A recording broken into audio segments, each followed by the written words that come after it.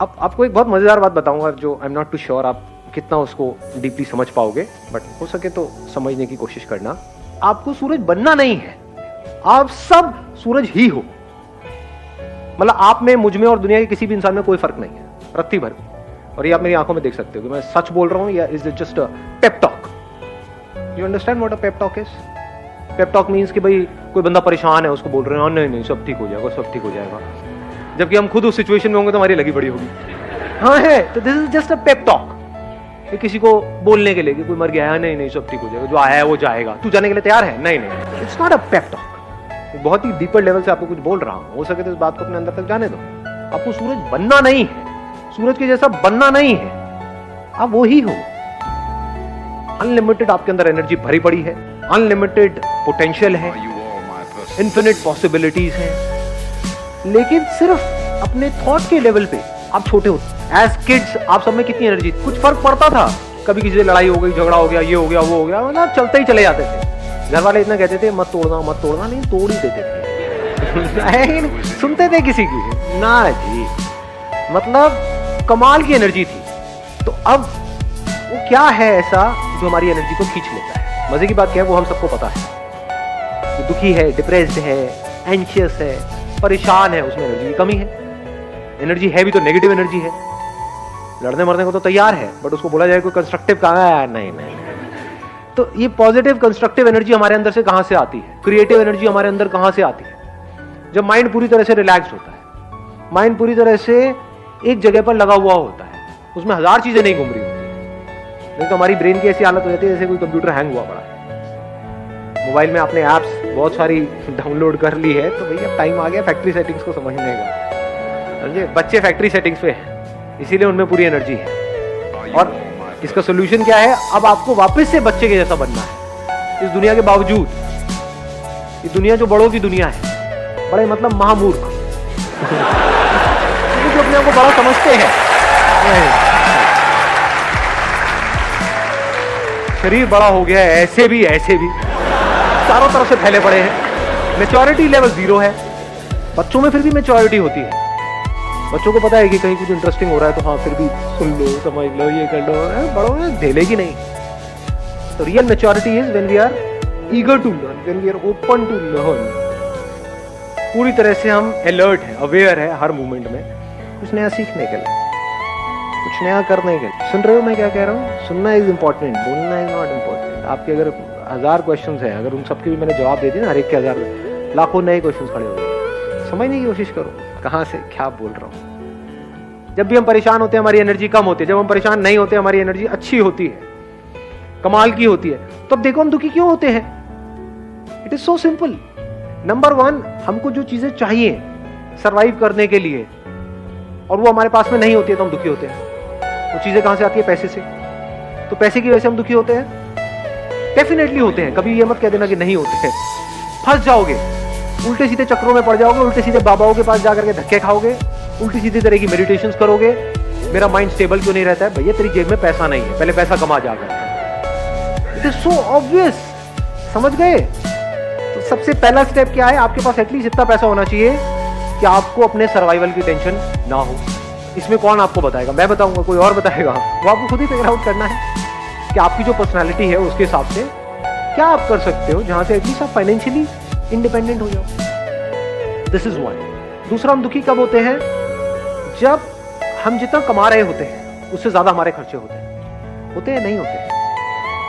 ये सुनने में बड़ा सिंपल सा लग रहा है, बट क्रेडिट कार्ड्स और ये वो ले लेते हैं, धीरे धीरे थोड़ा थोड़ा करके दे देंगे। थोड़ा थोड़ा क्या होता है?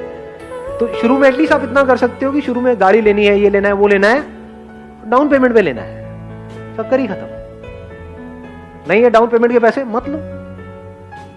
ये अगर इतनी बेसिक सी भी बात आपको समझ आ रही है तो प्रेशर रिलीज हो गया आपके ऊपर से, बहुत मेजर प्रेशर रिलीज हो गया। हाँ, दुनिया को दिखाने के लिए, अपने अंदर ही अंदर कुछ भी कहानियां बनाने के लिए ना, समझे? अपने अंदर ही अंदर हम कुछ भी कहानियां बना लेते हैं कि नहीं नहीं ये तो मुझे चाहिए ही, इसके बिना तो मेरी लाइफ चल ही नहीं सकती, बाइक से मुझे गाड़ी लेनी ही पड़ेगी। और ले ली, उसके बाद में आपके बॉस ने आपकी ले ली। समझे? होता है? नहीं होता है? आपको इतनी अकल होनी चाहिए कि मेरे पास में जितना पैसा है, मेरे खर्चे उससे हमेशा ही कम रहे, अगर आपको बिना टेंशन के जीना है। ये आ गया दूसरा। तीसरा, हम दुखी क्यों होते हैं? कभी सोचा है क्यों होते हैं? कंपैरिजंस करते हैं। जब भी अपने आप को किसी से भी कंपेयर करते हैं तो हमारे ऊपर प्रेशर क्रिएट होता है। इस दुख को आप प्रेशर बोल सकते हो। और जिसके ऊपर जितना ज्यादा प्रेशर है, जैसे आपको बोला जाए भागने के लिए, और आपके पीछे मैंने 50 किलो का एक बैग टांग दिया, तो भागो, और एक है कोई बैग ही नहीं, कोई बैग ही नहीं, किस केस में ज्यादा ऑब्वियस है ना ये बात, बोलने की जरूरत। तो अपने अंदर झांक करके देखो कितना प्रेशर है। अभी हम क्या कर रहे हैं, लिस्ट बना रहे हैं किस वजह से प्रेशर क्रिएट होता है। नंबर 1 पैसे की कमी से, नंबर 2 खर्चे ज्यादा होने की वजह से, नंबर 3 अपने आप को कंपेयर करने की वजह से। चाहे आप किसी से भी कंपेयर करो, प्रेशर क्रिएट होता है। प्रेशर ये मत समझना कि सिर्फ जब आप अपने आप को किसी ऐसे बंदे से कंपेयर करते हो जो आपसे ऊपर है तब आपके ऊपर प्रेशर क्रिएट होता है। तो बंदा आपसे नीचे है, उससे भी अपने आप को कंपेयर करते हो तो प्रेशर क्रिएट होता है अंकल। क्यों? क्योंकि अब आपकी वॉट लगेगी ये सोच करके ही कि अगर वापस से मुझे उस लेवल पे डाल दिया तो पता नहीं क्या हो गया। आपके ऊपर प्रेशर क्रिएट होगा कि वो बंदा मेरे से आगे निकल गया तो पता नहीं क्या होगा, इसने मेरी कुर्सी ले ली तो पता नहीं क्या होगा। ये सब प्रेशर है, ये आपकी एनर्जी को खत्म करते चले जाए। अपने आप को अपने दोस्तों से कंपेयर करो, ये करो। तो comparison of any kind is pressure. ये तब आप समझ सकते हो जब बड़े रिलैक्स होकर के अपनी ब्रेन को आप ऑब्जर्व करते हो। जब आप बोलते हो मैं टॉपर हूं, तो क्या होता है? क्या प्रेशर सिर्फ उस पे क्रिएट होता है जो बॉटम पे है, या टॉपर पे भी क्रिएट होता है? समझ आ रही है मेरी बात? इतनी हमारे अंदर अकल होनी चाहिए, हमको आगे बढ़ने के लिए लाइफ में अपने को किसी से कंपेयर करने की जरूरत नहीं। अपने पोटेंशियल को पहचानना है, उसके हिसाब से आगे। किसी के जैसा नहीं बनना है, चाहे वो कोई भी हो, कोई भी पन्ने खाओ, उसके जैसा नहीं बनना है, अपने जैसा बनो। और बताओ, और प्रेशर क्रिएट होता है एक्सपेक्टेशन। अब एक्सपेक्टेशन क्या है? सिर्फ एक लाइन में बोलूंगा जिसमें आपकी सारी एक्सपेक्टेशन करोगे। ये जो दुनिया है जैसी है मुझे पसंद नहीं, मैं चाहता हूँ ऐसी हो। यही तो है एक्सपेक्टेशन, और क्या है? और जब भी आप इस तरह से एक्ट करते हो, यानी कि कोशिश करते हो उनको बदलने की, तो अगर वो बदल भी गए तब भी आप हारने वाले हैं इस रास्ते पे चलकर। क्यों? क्योंकि आपकी साइकी में क्या बैठेगा, आपके सबकॉन्शियस में क्या बैठेगा कि मैं बदल सकता हूं। अगर मैं इसकी एक हैबिट बदल सकता हूं, जैसे फॉर एग्जांपल जो हस्बैंड वाइफ है उनकी प्रॉब्लम की शुरुआत कहां से होती है? हस्बैंड कुछ बोलता है अपनी वाइफ को करने के लिए कि तुम्हें करना ही पड़ेगा, मान लो पल्लू करना ही पड़ेगा, वो कहती है चलो कोई बात नहीं, एक ही तो बात है, कर देती हूँ ना। उसने पल्लू किया, अब आपको क्या लगता है वो हस्बैंड वहीं पे रुक जाएगा? क्या कहेगा? अब तुम्हें रोज सुबह उठ करके पैर भी छूने होंगे, रोज सुबह उठ करके मेरी आरती भी करनी होगी, रात को मेरे पैर भी दबाने होंगे, फिर एक दिन ऐसा आएगा वो गला दबा देंगे।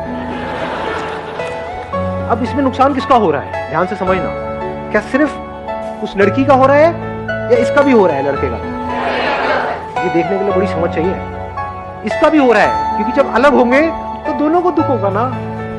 उसको इतनी, मान लो उसकी 100 एक्सपेक्टेशन पूरी करने के बाद में उस लड़की ने रिवोल्ट किया, तो उसको दूसरी ऐसी लड़की कहां से मिलेगी जो उसकी 100 एक्सपेक्टेशन पूरी करे?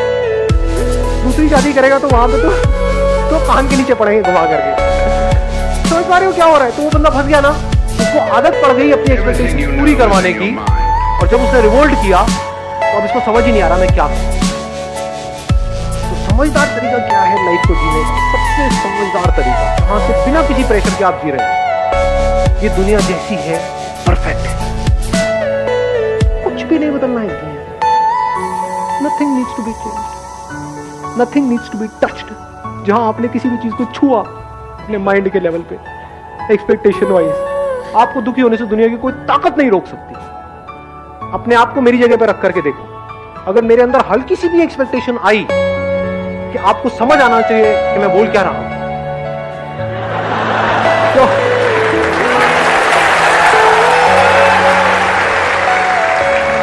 तो मुझे पागल होने से कोई नहीं रोक सकता। मुझे पता ढेले का समझ नहीं आना अपने से किसी को, सब ऊपर से जाने वाला है। जाने दो, पतंगों को जल जाने दो, पतंगे इसीलिए पैदा हुए हैं। ये इस दुनिया की कहानी है। पता है कि आग में जलना बुरा है, क्या फफा रहे हैं, चलेंगे। इसको समअप कर दें चारों चीजें। नंबर 1, आपको पैसे से ऊपर उठना है, आपके पास उससे ज्यादा पैसा होना चाहिए जितनी आपकी नीड्स है। नंबर 2, अपने डिजायर्स को पूरा करना है तो अपनी कमाई को बढ़ाओ। सुनने में बड़ा बेसिक लगेगा, लो फेरारी डाउन पेमेंट पे कौन मना कर रहा है? पहले कमाई बढ़ाओ, बाद में खर्चे बढ़ाओ। खर्चे कमाई से कम, बेसिक्स ऑफ प्रेशर कभी क्रिएट नहीं।